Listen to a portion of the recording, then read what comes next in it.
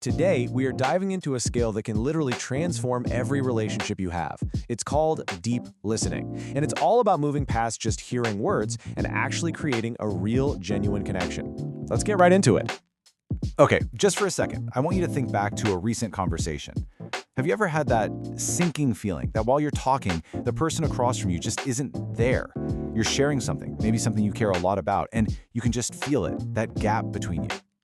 You can see it, right? It's in the little things. Maybe their eyes start to glaze over, or they start looking past you, or, they sneak a quick glance at their phone. It's such a small thing, but man, it sends a huge message. Or maybe it's this. You can almost see the gears turning in their head. They're not actually absorbing what you're saying. Nope, they're just busy building their counterargument or getting their own story ready to go. And that really gets to the heart of it, doesn't it? In so many of our conversations, we're not truly listening to each other. We're just waiting for our turn to speak. It's not a dialogue. It's more like we're just taking turns giving speeches at each other. So, this thing we all do, this habit, well, it actually has a name. We can call it the interruption syndrome. And believe me, pretty much all of us are guilty of it. It's that voice in your head, that constant nagging rush to just jump in, to correct them, to offer the perfect solution, to share your own experience. We think we're being helpful, being efficient. But what we're actually doing is quietly sabotaging our connections. Because here's the thing, whether we mean to or not, when we interrupt, we're sending a very clear, unspoken message. And that message is, my thoughts are more important than yours right now. That one move can completely shut down trust and any chance for a real connection. So how in the world do we fix this? Well, it all starts with one fundamental mental shift.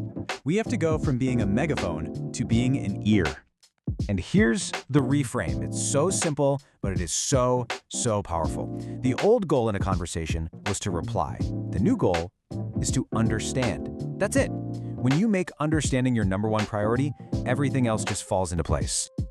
Okay, so let's get practical. We're going to talk about a technique called mirroring. This is so powerful, it's used by therapists and even FBI hostage negotiators to build trust in the highest stakes situations you can imagine. If it works for them, it can definitely work for us. Now, mirroring is not just parroting someone's words back to them. I think we can all agree that's pretty annoying. No, it's about listening so deeply that you can actually summarize the essence of what they said, the core feeling, the main point, before you even think about giving your own perspective. This right here shows the difference perfectly. Look at the old reply. It jumps straight to fixing, right?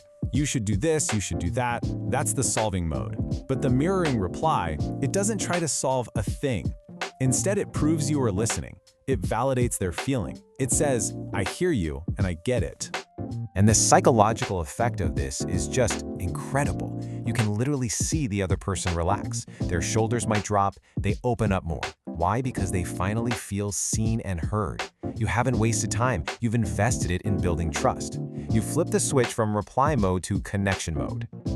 Okay, so that's the big idea. But how do we actually start doing this in our day-to-day lives?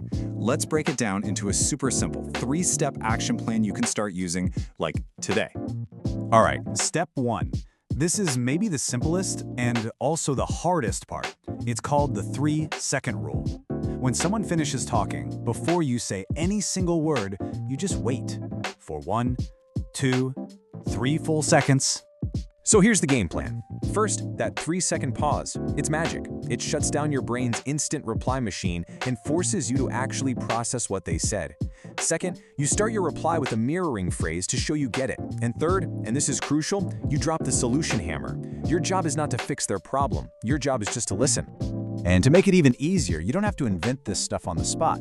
Here are a few starter phrases you can literally just plug into your conversations. It sounds like is fantastic for feelings.